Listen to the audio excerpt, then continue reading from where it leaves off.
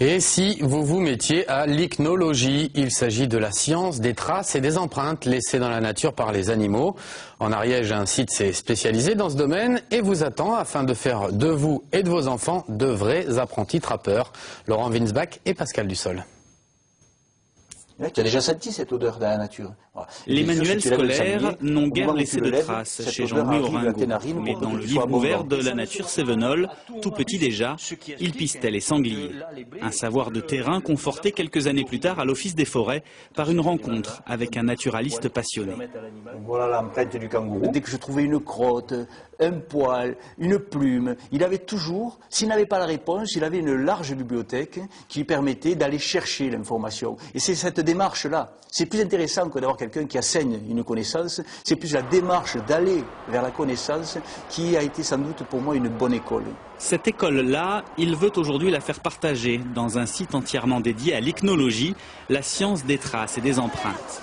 Pas de cours magistral, ici on vole comme le gypaète barbu ou l'on se terre comme un blaireau. Rien de tel pour comprendre ces animaux. Avant d'accéder à cette chambre, eh bien, il y a effectivement plusieurs mètres où il faut ramper un petit peu, ou en tout cas être bien accroupi, pour enfin se retrouver correctement assis et parler de la façon dont vivent les animaux qui utilisent les terriers.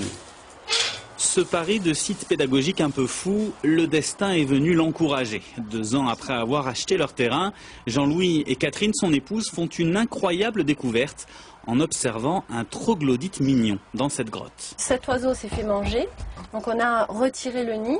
Et là, on s'est aperçu que c'était en fait de l'os. Ici, on le voit, la partie poreuse qui ressort.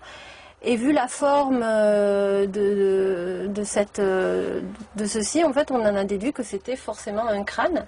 Donc ensuite, on a averti le service régional d'archéologie et ils ont certifié que c'était bien un crâne humain. À l'autre bout de leur terrain, Jean-Louis et Catherine ont également découvert des ossements humains vieux de 4000 ans.